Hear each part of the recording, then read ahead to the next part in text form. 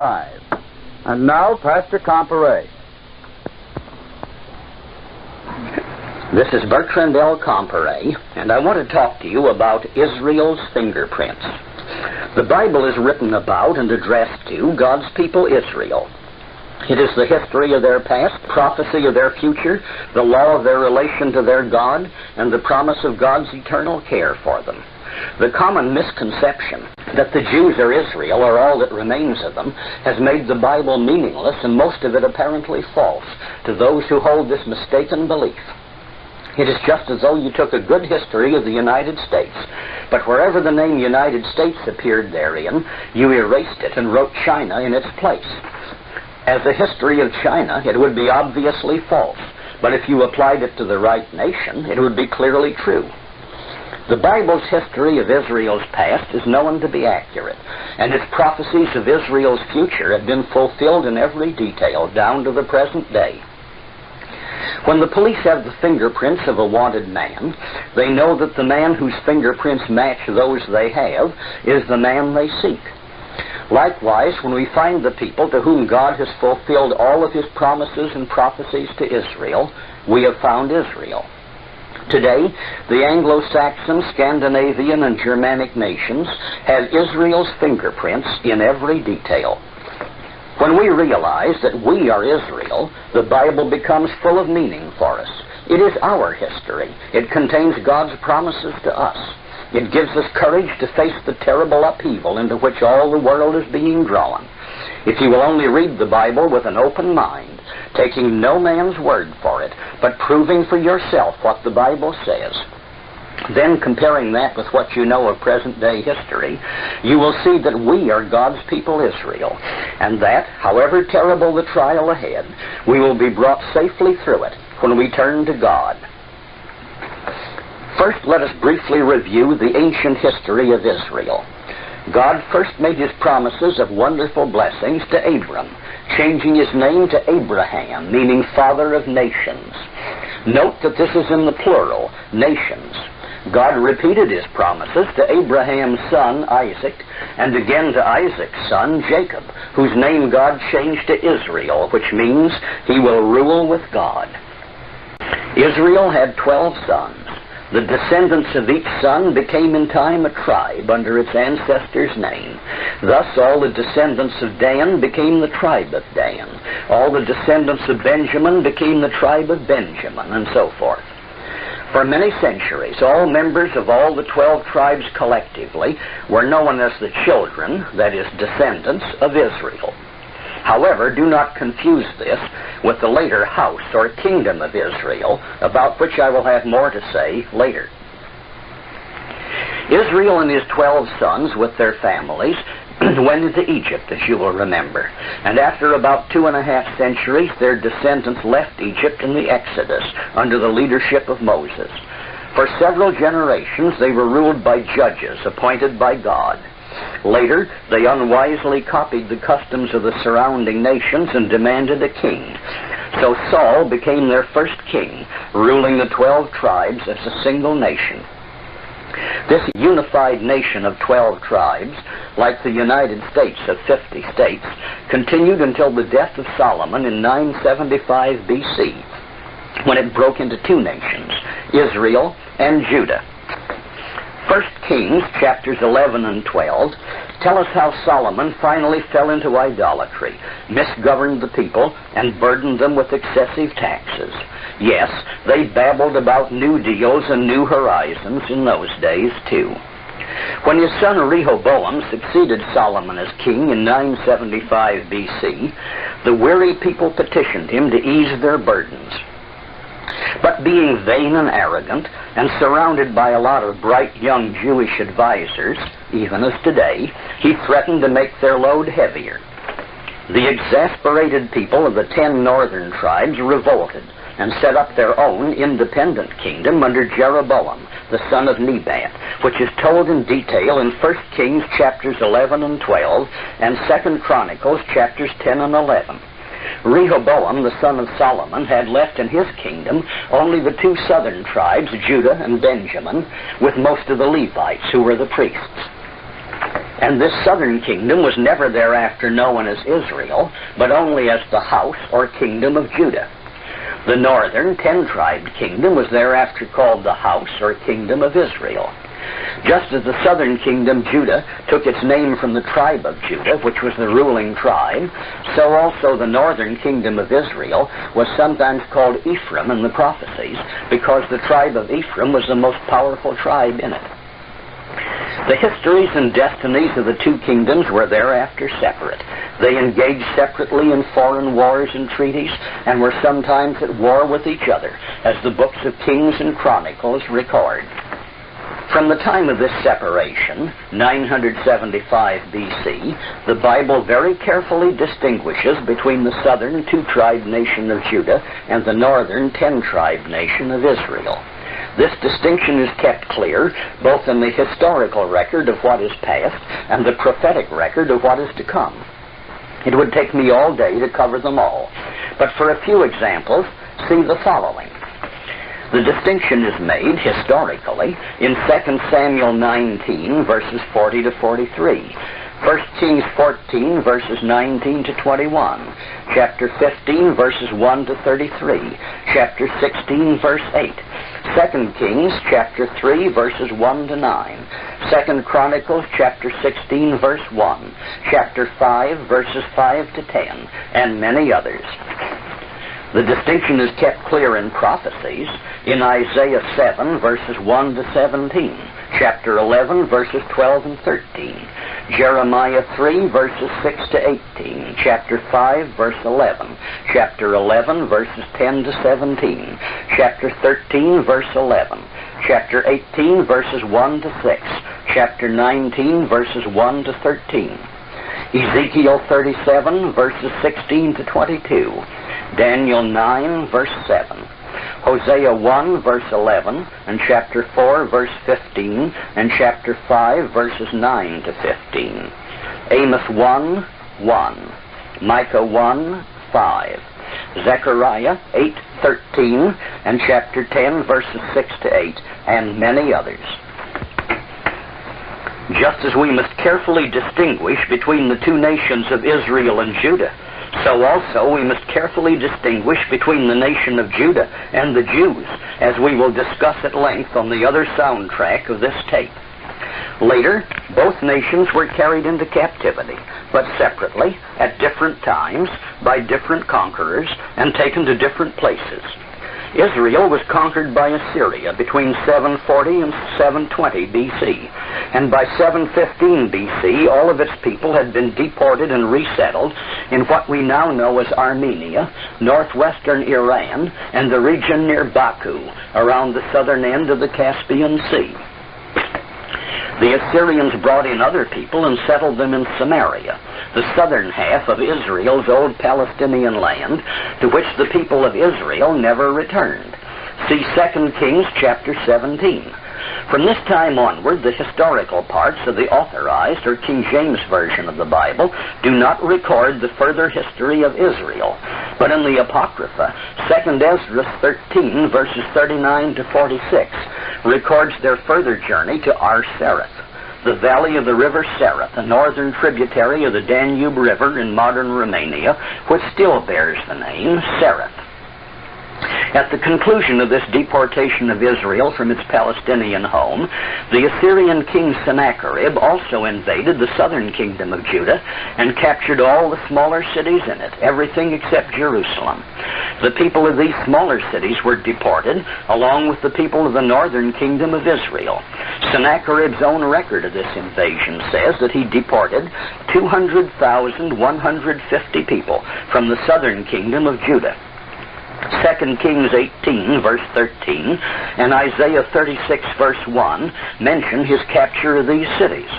Thus, the Assyrian deportation of Israel included the entire population of the northern kingdom of Israel and a considerable representative share of the southern kingdom of Judah. From this time on, these people became the so-called lost 10 tribes of Israel. As we shall see, God took good care of them as he had promised, and you who are listening to this are among their descendants. The kingdom of Judah, on the other hand, did not go into captivity until 606 to 585 BC, and it was conquered by Babylon, not Assyria. They were deported to the city of Babylon and settled nearby, a little south of Baghdad in what is now southern Iraq. Not quite all of them were deported, a few of the poor being left behind to cultivate the land, and no other people were brought in to resettle the land. See 2 Kings chapters 24 and 25. This Babylonian captivity of Judah lasted 70 years, as had been promised by Jeremiah 20, verse 5, and chapter 25, verse 11, and chapter 29, verse 10. After the fall of Babylon, King Cyrus allowed all who wished to return to Palestine, beginning about 536 BC. See 2 Chronicles 36, verses 20 to 23. Ezra, chapters 1 and 2, records that only 42,360 returned, and their descendants, who had never been called Jews until their Babylonian conquerors gave them that name, returned and lived in Palestine until the destruction of Jerusalem by the Romans under Titus in AD 70. This reconstructed nation, sometimes called Jewish, was the 70-week nation with the evil destiny to finish the transgression, prophesied in Daniel 9, verse 24. In AD 70, those who had survived the terrible wars ceased to be a nation at all and became scattered wanderers in all lands. There is not one word in either the Bible or secular history to suggest that Israel either was destroyed or that they went down to Babylon and joined Judah in the Babylonian captivity. And the Jews themselves testify that the genealogy of those who returned from Babylon shows no one from any tribe but Judah, Benjamin, and Levi, the members of the southern kingdom of Judah. To the contrary, it was well known at the beginning of the Christian era that Israel then existed in great numbers. Josephus' Great History, Antiquities of the Jews, Book 11, Chapter 5, speaks of them as an immense multitude beyond the Euphrates River. The prophetic parts of the Bible still continue to prophesy the great future of Israel several generations after they had vanished into the Assyrian captivity. Isaiah prophesied until 698 BC. Jeremiah until 588 BC. Ezekiel down to 574 BC. And Daniel to 534 BC. Jesus Christ was well aware of the existence of Israel, separate and apart from Judah and the Jews. See Matthew 10, verses 5, 6, and 23. Chapter 15, verse 24. Again, compare John 7:35 and chapter 11, verses 49 to 52, which cannot refer to Judah or the Jews, as the Jews were not yet dispersed or scattered abroad, and would not be for another 40 years. Only Israel was then dispersed out of its own land. The complete and permanent destruction of the Jewish nation by the Romans under Titus and their subsequent troubles as outcasts in every land are not a failure of the prophecies and promises to Israel, but an accurate fulfillment of the prophecies about the Jews.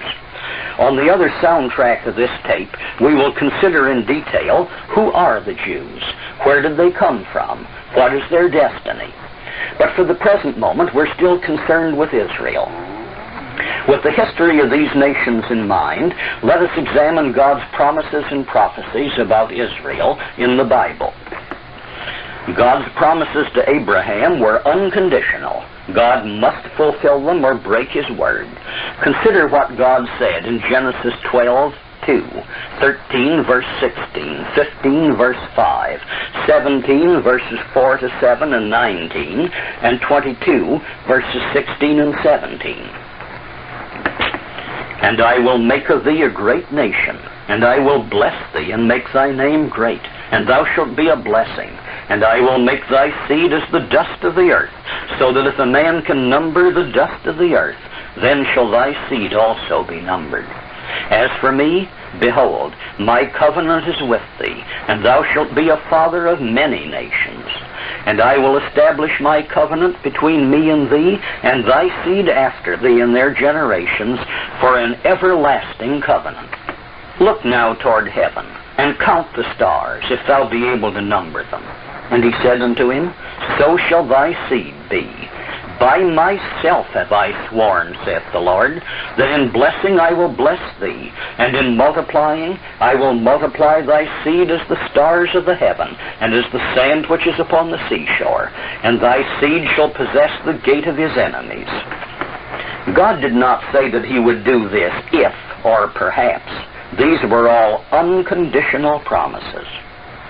Those promises which were made at Mount Sinai on condition that men should obey God's laws were the promises made through Moses relating to health, prosperity, peace, and so on. The promises to Abraham were unconditional and absolute.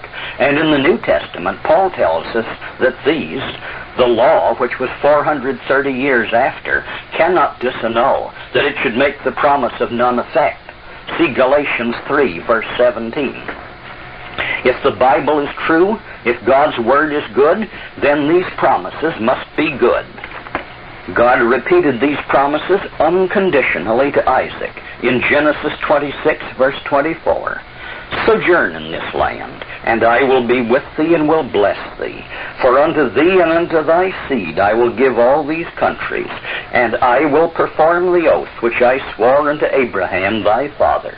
And I will make thy seed to multiply as the stars of heaven, and I will give unto thy seed all of these countries, and in thy seed shall all the nations of the earth be blessed. Again, in the 28th and 35th chapters of Genesis, God repeated his promises unconditionally to Jacob, who is Israel, our ancestor. I am the Lord God of Abraham thy father, and the God of Isaac. The land whereon thou liest, to thee will I give it, and to thy seed. And thy seed shall be as the dust of the earth. And thou shalt spread abroad to the west and to the east, and to the north and to the south. And in thee and in thy seed shall all the families of the earth be blessed. And behold, I am with thee, and will keep thee in all places whither thou goest, and will bring thee again into this land. For I will not leave thee until I have done that which I have spoken to thee of. Be fruitful and multiply. A nation and a company of nations shall be of thee, and kings shall come out of thy loins. There can't be any evasion of these promises, and God has always honored them. Even when the children of Israel worshipped the golden calf while Moses was on Mount Sinai receiving the 10 Commandments, God didn't destroy them for the sake of these promises. See Exodus 32, verses 7 to 14. In many places, the New Testament recognized these promises as being still in full effect. For example, in Hebrews 6, verses 13 and 17. For when God made promise to Abraham, because he could swear by no greater, he swore by himself, wherein God, being willing more abundantly to show unto the heirs of promise the immutability of his counsel, confirmed it with an oath. Again in Romans 11, verses 1 and 2, chapter 9, verses 4 and 5, and chapter 15, verse 8, Paul tells us, I say then, hath God cast away his people? God forbid. For I also am an Israelite, of the seed of Abraham, of the tribe of Benjamin. God hath not cast away his people which he foreknew, who are Israelites, to whom pertaineth the adoption, and the glory, and the covenants, and the giving of the law, and the service of God, and the promises, whose are the fathers, and of whom, as concerning the flesh, Christ came. Now I say that Jesus Christ was a minister of the circumcision for the truth of God, to confirm the promises made unto the fathers. So these are the promises of God. If they are false, then the Bible is false. But if they had been fulfilled, then the people to whom they were fulfilled are thereby identified as Israel. But the separate and very different prophecies relating to the Jews show that the promises and prophecies to Israel had no reference to the Jews. Let's look at a few of them. Israel was to have a change of name, while the Jews' name was left to them as a curse. In Isaiah 65, verse 15, God tells the Jews, "And ye shall leave your name for a curse to my chosen. For the Lord God shall slay thee, and call his servants by another name." But who are God's servants? In many places God repeats this. "But thou, Israel, art my servant. Thou art my servant. I have chosen thee, and not cast thee away." For example, see Isaiah 41, verses 8 to 10. Chapter 43, verses 1 and 10. Chapter 44, verses 1, 2, 21, and 22, and many others. This has been fulfilled. Israel is no longer called by its old name, but the Jews have retained their name for a reproach and a proverb, a taunt and a curse, as Jeremiah 24, verse 9 says. Again, the Jews were to be known by their faces. Isaiah 3, verse 9 says, "The show of their countenance doth witness against them, and they declare their sin as Sodom. They hide it not. Woe unto their soul, for they have rewarded evil unto themselves." And to this day, the Jew is known by his face, and even getting his nose bobbed can't always hide it. It is a witness against him, while Israel is not so marked. Israel was to become a great nation and also a company of nations, and to be a nation forever and to have a king forever. See Genesis 35, verse 11, Jeremiah 31, verses 35 to 37, and chapter 33, verse 17, Psalm 89, verses 3 and 4, 2 Samuel 7, verses 13 to 16, Isaiah 9, verse 7, Luke 1, verses 32 and 33, and so forth. These say, "A nation and a company of nations shall be of thee.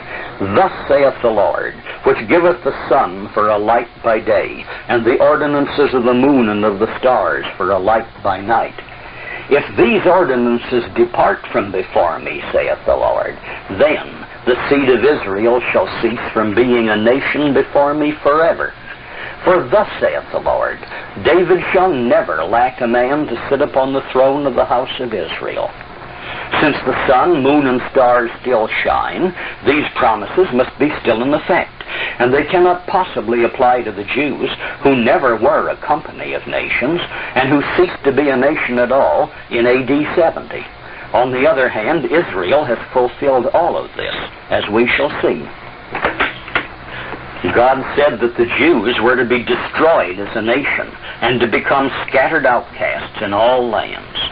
In the 18th chapter of Jeremiah, God used the parable of the potter making a clay bottle on the potter's wheel, and on the first trial, the bottle was spoiled. So the potter mashed it back into a lump and tried again, and on the second trial, he made a perfect bottle.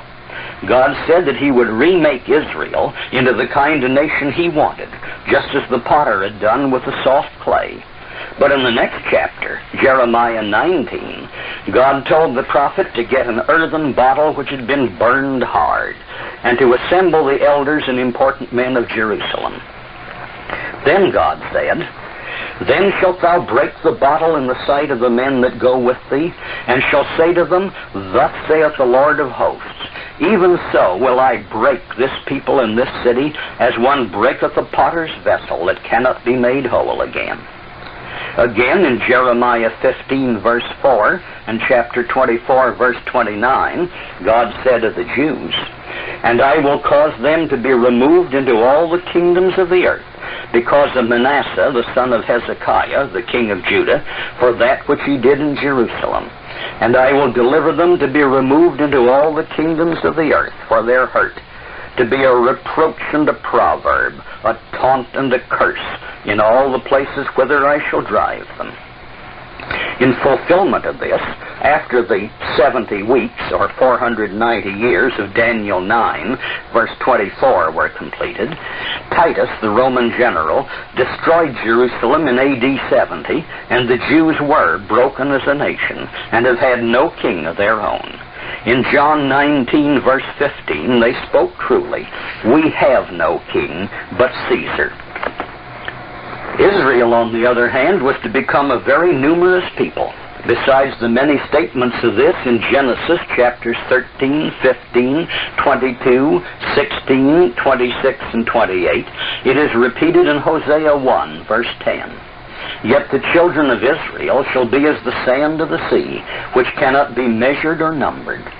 The Jews, on the other hand, were to be reduced to a remnant. In Ezekiel 5, verses 11 and 12, God said, Wherefore, as I live, saith the Lord God, surely, because thou hast defiled my sanctuary with all thy detestable things, and with all thine abominations, therefore will I also diminish thee. Neither shall mine eye spare, neither will I have pity. A third part of thee shall die with the pestilence, and with famine shall they be consumed in the midst of thee, and a third part shall fall by the sword round about thee, and I will scatter a third part into all the winds, and I will draw out a sword after them. See also Jeremiah 15, verses 7 to 9, and so forth. The total Jewish population of the world is estimated today to be about 16 million people. Almost exactly what it was estimated to be just before Hitler's completely mythical massacre of 6 million Jews who were not killed at all. They are not so prolific that in 20 years they could increase their numbers by 60%, as they would have to do if the alleged massacre was true. To conceal this fact, the Jews now seek to falsify the records. You will remember that in our 1960 census, it was not permitted to ask anyone his religion, so that you couldn't find out that at least 5 million of the supposedly dead 6 million had been illegally admitted to the United States.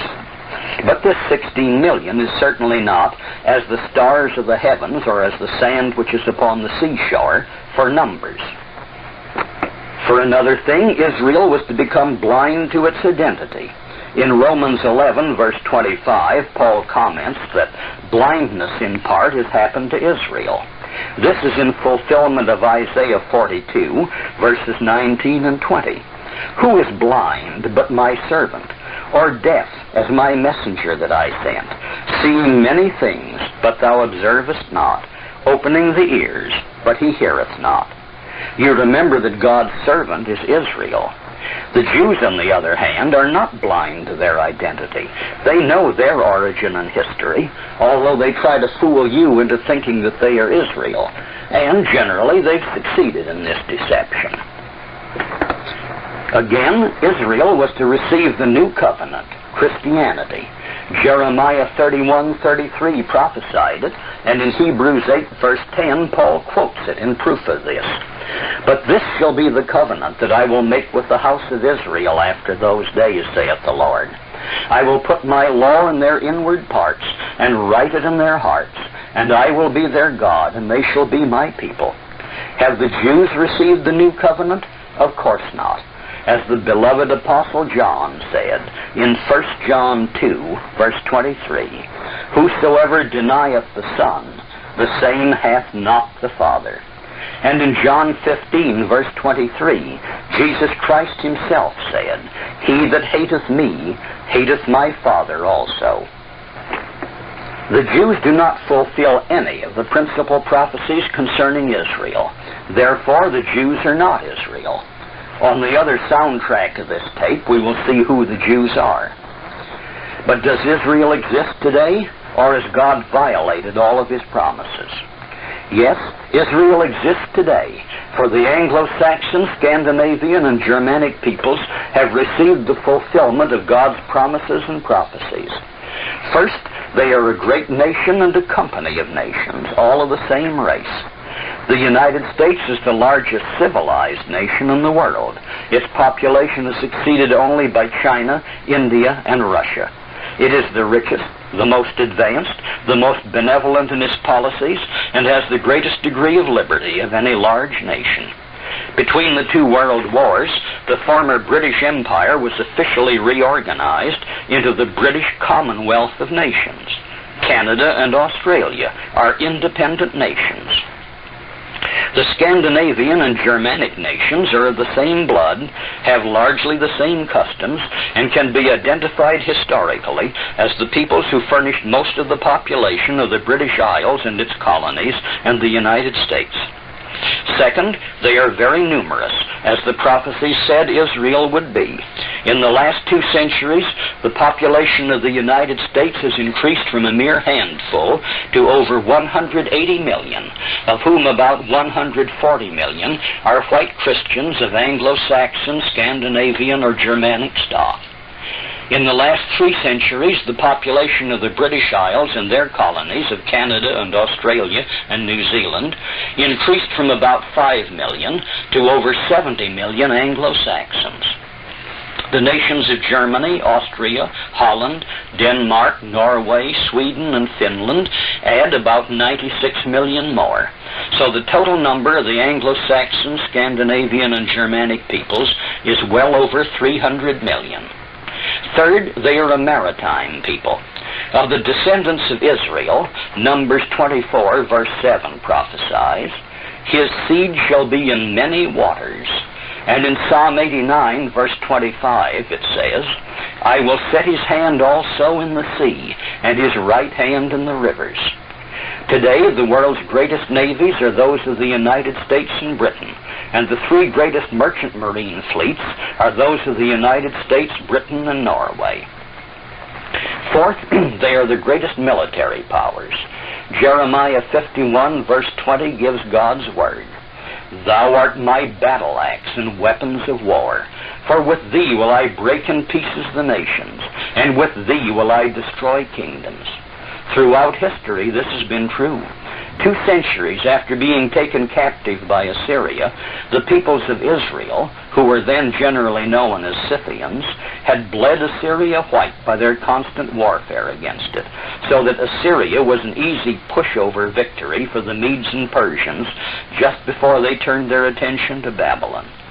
It was the Israel tribes on their march into Europe, being then called the Visigoths, Ostrogoths, and Vandals, who crushed the Roman Empire, destroyed the great empires of Spain and Japan, and conquered Turkey and Italy.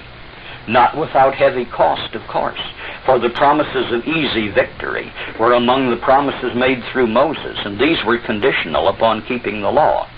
But the promise of final victory so great that the enemy is shattered, even though the cost be heavy, this promise is unconditional, and it has been consistently fulfilled to only one people, those whom we identify as Israel. Fifth, they possess the gates of their enemies. You'll remember that this was one of God's promises, which we found in Genesis 22, verse 17. Obviously, this doesn't mean a wooden gate in some person's front yard, but the gateways of hostile nations, the great waterways of the world. Consider the fact that the Anglo-Saxon nations, and they alone, have power to close every important water gate in the world. American and British fleets based at Scotland, the Orkney Islands, Gibraltar, Malta, Aden, Cape Town, in Australia, Singapore, the Philippines, Hawaii, San Francisco, Puget Sound, Panama, the Falkland Islands, Hampton Roads, and Iceland. These dominate and can close the Skagerrak, the Baltic Sea, the North Sea, the English Channel, the Straits of Gibraltar, the Mediterranean, the Suez Canal, the Indian Ocean, the waters around Southeast Asia and the east coast of Asia, the coasts of Africa and around the Cape of Good Hope, the coasts of North and South America, the Straits of Magellan and around Cape Horn, and all trade routes across the Atlantic, Pacific, and Indian Oceans. And they have proved this by actually doing it in 2 world wars. Sixth, they possess the desolate heritages of the earth. In Isaiah 49, verse 8, God says, "Thus saith the Lord, in an acceptable time have I heard thee, and in a day of salvation have I helped thee. And I will preserve thee, and give thee for a covenant of the people, to establish the earth, to cause to inherit the desolate heritages." No one else has so successfully developed the colonies, which were desolate when they were first occupied, as have these people. Compare what the United States has done in its southwestern states with Mexico. Similar land, with fully as great undeveloped riches, and separated from us by only an imaginary line. Compare British Africa with the African colonies of all other nations. Compare the development of Palestine and Iraq while under British rule. Compare this with Turkey, Arabia, Iran, and so forth. Seventh, they have expanded in colonies in all directions. Deuteronomy 3 verse 8 says, "When the Most High divided to the nations their inheritance, when he separated the sons of Adam, he set the bounds of the people according to the number of the children of Israel." Genesis 28 verse 14 says, "Thou shalt spread abroad to the west and to the east, and to the north and to the south, and in thee and in thy seed shall all the families of the earth be blessed." Isaiah 54 verses 2 and 3 tells us, "Enlarge the place of thy tent, and let them stretch forth the curtains of thine habitations. Spare not, lengthen thy cords and strengthen thy stakes, for thou shalt break forth on the right hand and on the left, and thy seed shall inherit the nations, and make the desolate cities to be inhabited." Their colonies were established in every sea, in Europe, North and South America, Africa, Australia, New Zealand, and Asia. Who else ever had such colonies? All the ancient empires were insignificant compared to this. Since we have allowed the Jews to teach us to turn our backs on God, we have unwisely abandoned our colonies, and the chaos in the world today is largely a result of our failure to obey God's commands to occupy and rule. However, even this was also prophesied, though that is another subject. Eighth, they have maintained the continuity of the throne of David. David's descendants continued on the throne in Jerusalem until King Zedekiah was taken prisoner to Babylon, at which time all of his sons were slain. But the prophet Jeremiah took the king's daughters first to Egypt, as we read in Jeremiah 43, verse 6, and from there by way of Spain to Ireland, where Zedekiah's daughter, Tehatethi, was married to Eochaid, the Heremon, or chief king of Ireland. Eochaid was a descendant of Zara, one of the twin sons of Judah, while David was a descendant of Phares, the other twin. Killing all of Hezekiah's sons didn't end the dynasty, as it was established law in Israel ever since they first entered Palestine, that when a man died leaving no sons, his daughters received the entire inheritance. The two king lines of the tribe of Judah were united in this marriage, and the lineage is clearly traced in the histories of Ireland, Scotland, and England, unbroken down to the present Queen Elizabeth. Thus the prophecy that David's descendants should always be on the throne over an Israelite nation has been fulfilled, and by the Anglo-Saxon nations only. This has covered but a tiny fraction of the Bible's proof that the Anglo-Saxon, Scandinavian, and Germanic people are the Israel of the Bible. Scholars have found nearly 100 prophecies concerning Israel which have been fulfilled by this one group of people. When you consider that the United Nations now recognizes more than 100 member nations, the odds against any one nation fulfilling the first of these prophecies is obviously at least 100 to 1. The odds against the same nation fulfilling both the first and second prophecies again multiplies this by 100, making 10,000 to 1. And the odds against the same nation fulfilling the first, second, and third prophecies becomes 1,000,000 to 1. And so forth. Well, you figure it out. Keep on multiplying by 100, even 50 more times. But even that isn't all. A group of nations, all of the same blood, have done this. Not a random assortment like China and Spain, or Egypt and Brazil, but all of the same racial group. So this again multiplies the odds. Do you think that all this could have happened by mere accident? And if you do think that this was pure accident, then what has become of God's prophecies and promises? Was God too ignorant to know that he couldn't make good on his word, and that all the things he had promised to Israel would never get there, but would all be taken by other people? No, I don't think that God made any failures or any mistakes. He promised and prophesied many things about Israel. They have all come to pass, and they have all been made good to the same group of nations. This people has Israel's fingerprints.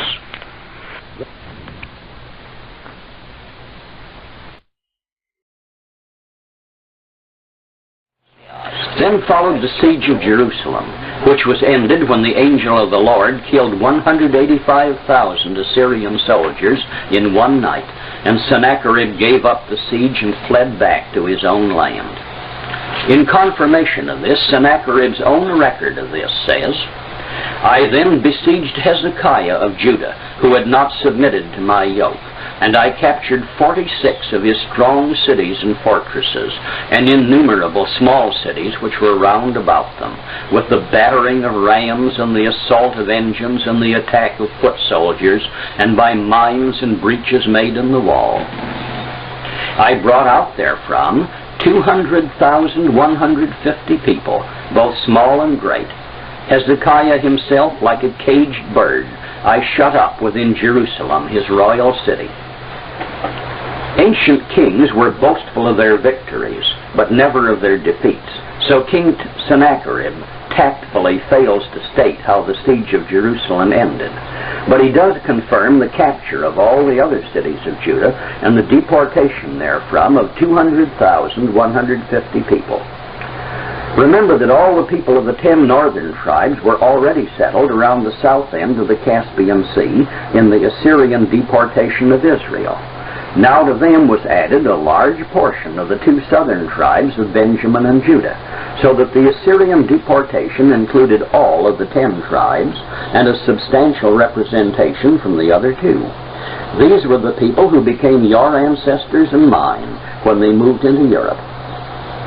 Over the years, the increasing numbers of the Israelite tribes expanded northward along both sides of the Caspian Sea. They were not basically city builders, but farmers and herdsmen. Probably in the early part of their stay there, the Assyrians sternly discouraged the building of cities, which would naturally be fortified centers of resistance.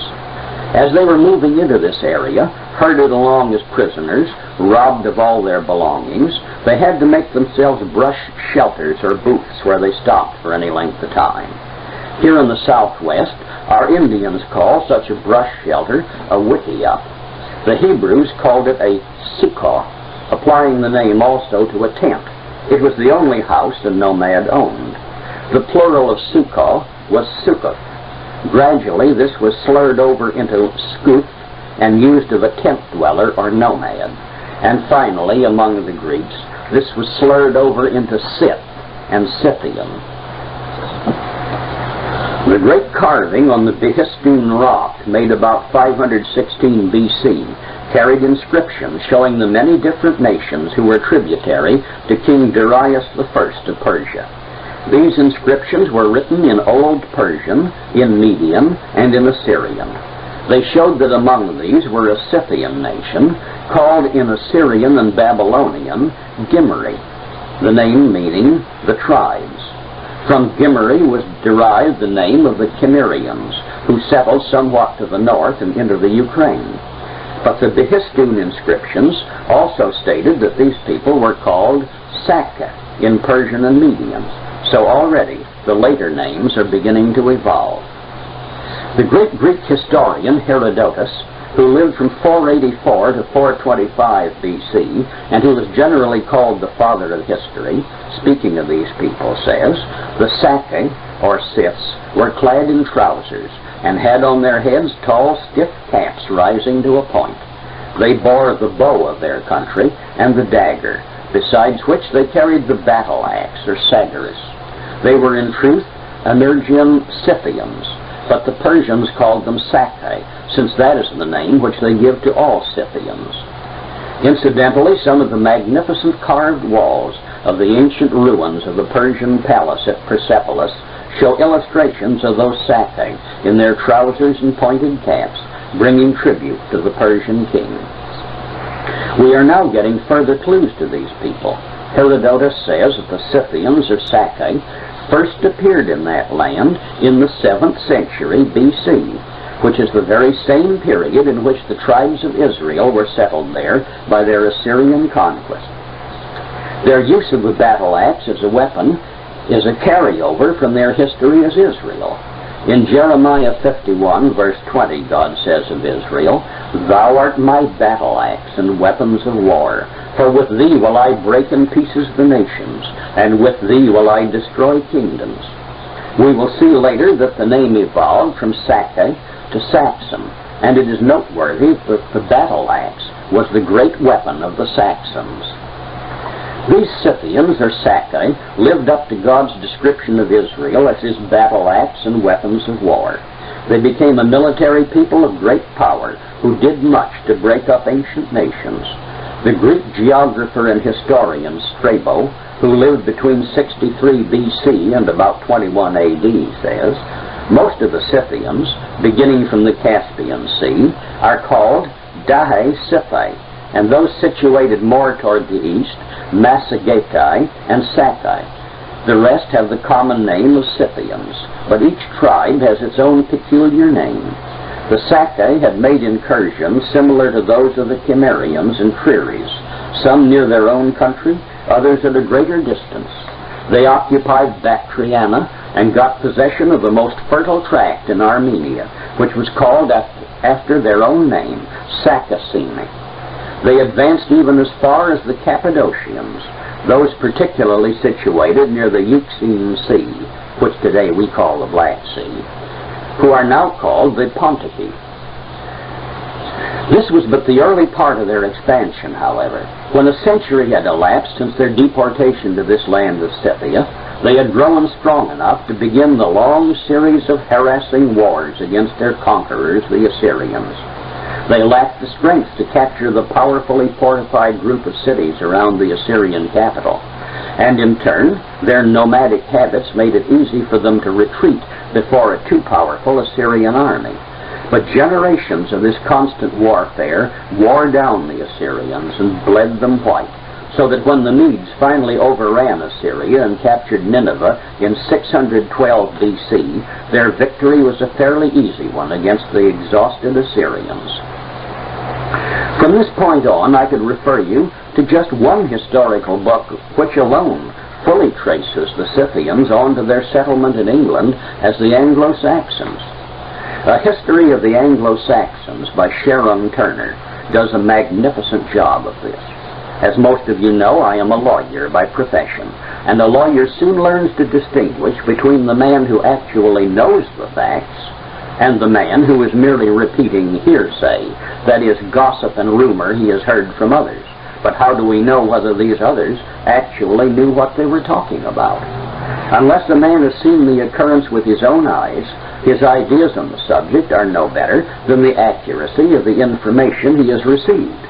Now, no historian living in our times can have any personal knowledge of what happened 2,000 years ago, so his writings can mean no better than the source material he has obtained from people who lived and wrote at a time when accurate information could still be had. Most modern history books are based on rather scanty documentation from early sources, so it is so much easier for one historian to copy from another. But Sharon Turner's History of the Anglo-Saxons is one of the most thoroughly documented historical studies ever produced, and its reliability is beyond question. He traces the Anglo-Saxons of Britain back to the Scythians. Unfortunately, he doesn't go the one step further and trace the Scythians back to Israel, but we can do that from other sources.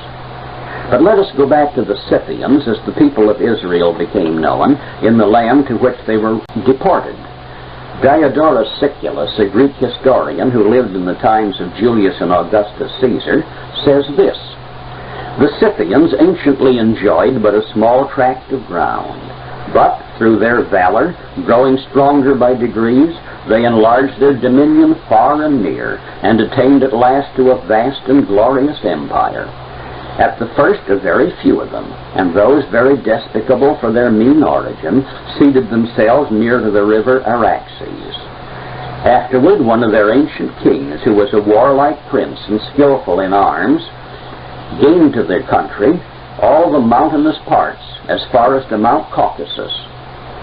Sometime afterward, their posterity, becoming famous and eminent for valor and martial affairs, subdued many territories. Then, turning their arms the other way, they led their forces as far as to the river Nile in Egypt. Other historians record that blond Scythians made an expedition against Palestine and Egypt about 626 B.C. The town of Scythopolis in the Jordan Valley is named for a settlement which they made on this raid. But to continue with Diodorus Siculus, he says, this nation prospered more and more, and had kings that were very famous, from whom the Sakas and the Massagetae and the Arimaspians and many others called by other names derived their origin. Amongst others, there were 2 remarkable colonies that were drawn out of the conquered nations by those kings. The one they brought out of Assyria and settled in the country lying between Paphlagonia and Pontus. The other out of Media, which they placed near the river Tanais, which people are called Soromatians. Note how God's destiny for these people worked. They would not leave behind any pockets of their people in the lands where their conquerors had settled them. But when they had gained great power, they came back and picked up any who remained, taking them on into the migrating mass. Likewise, history records that after the overthrow of Babylon by the Medes and Persians, the Scythians raided it, carrying off with them such of the people of Judah and Benjamin as were not going back to Jerusalem. Even in early times, before the final mass movement into Europe, the Scythians had already begun their march to their new homelands, where some of them had already arrived before the beginning of the Christian era. Pliny the Elder, a Roman historian who lived from 23 to 79 AD, says this: the name Scythian has extended in every direction, even to the Sarmatai and the Germans. But this ancient name now is given only to those who dwell beyond those nations and live unknown to nearly all the rest of the world. Beyond the Danube are the peoples of Scythia. The Persians have called them with the general name of Sake, which properly belongs only to the nearest nation of them. The more ancient writers give them the name of Arameans. The multitude of these Scythians is quite innumerable. In their life and their habits, they much resemble the people of Parthia, Persia, as we would say today. The tribes among them that are better known are the Sakae, the Massagetae, the Dehai, etc.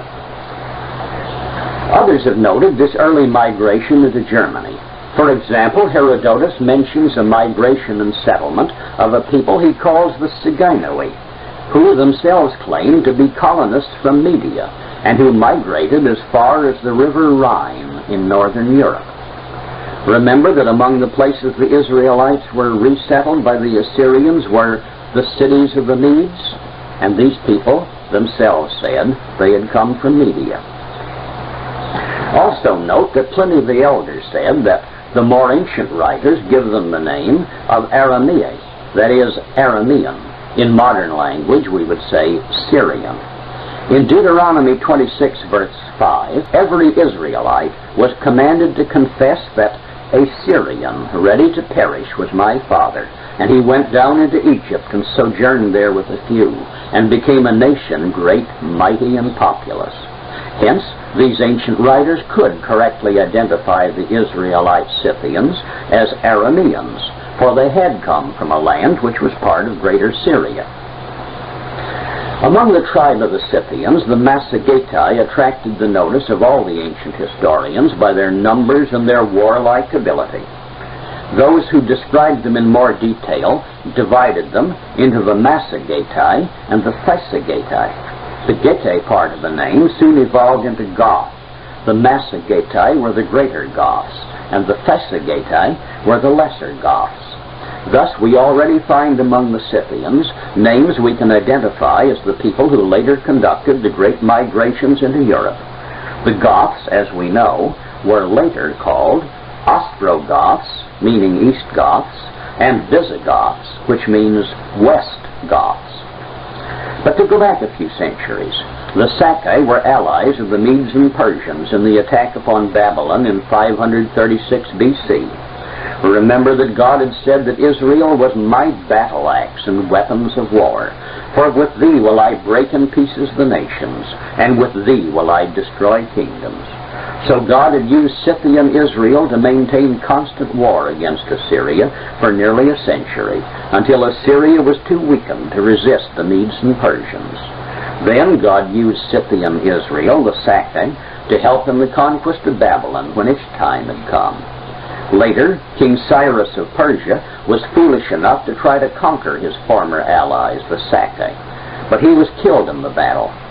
King Darius also tried to conquer them, but they being a nomadic people, they retreated before his massive armies until he gave up and retired. Professor George Rawlinson says that the original development of the Indo-European language took place in Armenia, which, you will remember, was at that time occupied by Scythian Israel. Certainly from these people we can trace the introduction of this language into Europe. This powerful and increasingly numerous people thereafter spread further north, both east and west of the Caspian Sea. To the west of it they penetrated into the Volga and Don River valleys as the Soromatians and the Royal Scyths, nomadic peoples. To reach these lands they had come up through the Caucasus Mountains by a great pass, which is today occupied by the Georgian military road. Perhaps the communists have changed the name of this pass in recent years, but from ancient times until within our own lifetime, this pass was known as the Pass of Israel. The white race of Europe is often called Caucasian because the ancestors of many of them did thus come out of the Caucasus Mountains. When Alexander the Great began his great marauding expedition across Western Asia and as far as India, he had to skirt the edge of the lands held by the Scythians. In his limitless vanity and ambition, he wanted also to conquer them. But it is recorded that their ambassadors said they would never surrender to him, that they were nomadic peoples who, if they couldn't resist, could retreat indefinitely before his armies, and they had no wealthy cities for him to occupy and loot. Alexander invaded their lands long enough to fight one severe battle with them, defeating the Scythian forces he met. But this was evidently just as a lesson to them not to attack the flanks of his forces, for he led his forces out of their territory and never returned to the attack. Remember that Israel is God's battle axe and weapons of war. They had already weakened Assyria, and as allies of the Medes and Persians had helped to overthrow Assyria and Babylon. They had beaten off attempts of the Persians to conquer them. In the article entitled Scythians, Chambers' Encyclopedia of 1927 records that the Scythians, after about 128 B.C., overran Persia, routed several Persian armies, and levied tribute from the Persian kings.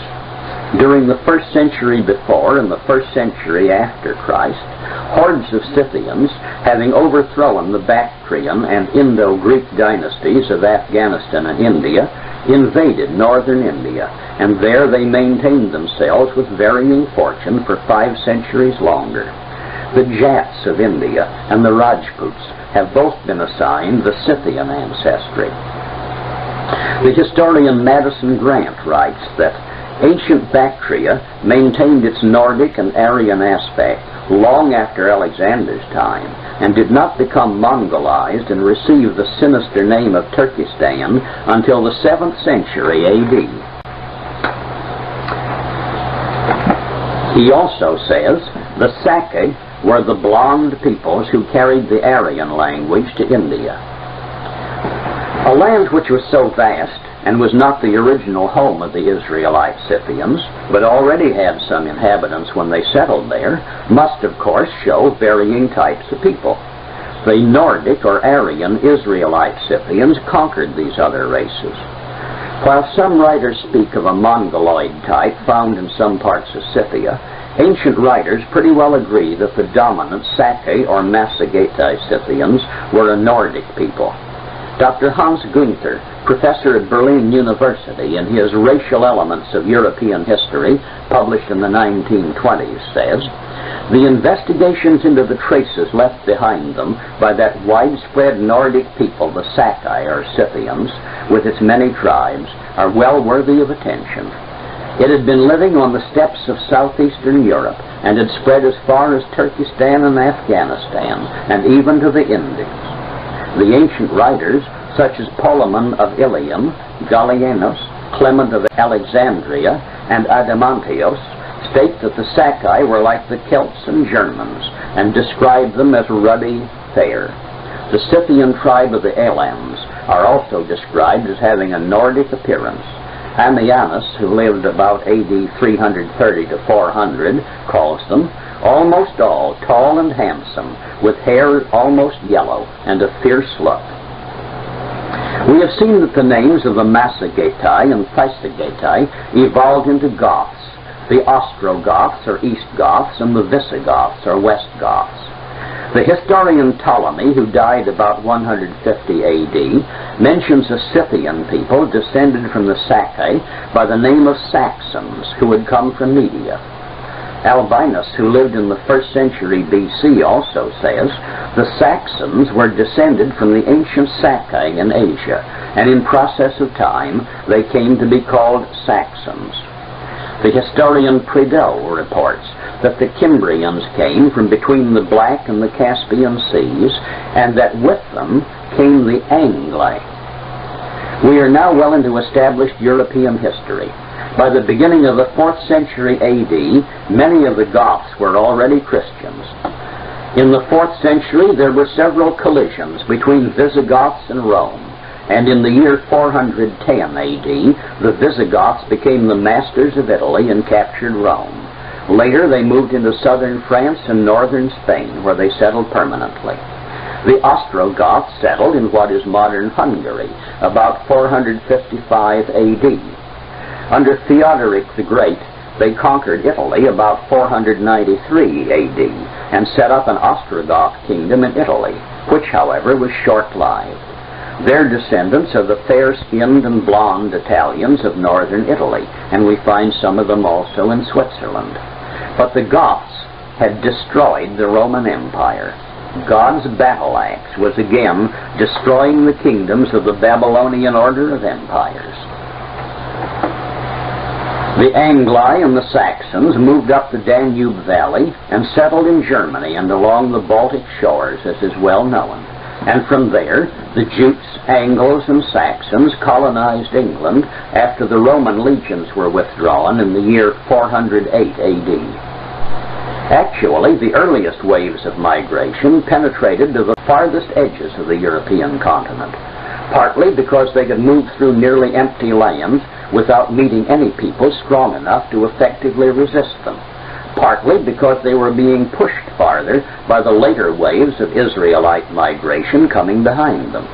Hence, we find the settlement of the Scandinavian peninsula pretty well completed before the arrival of the Jutes, Angles, and Saxons along the southern shores of the Baltic Sea.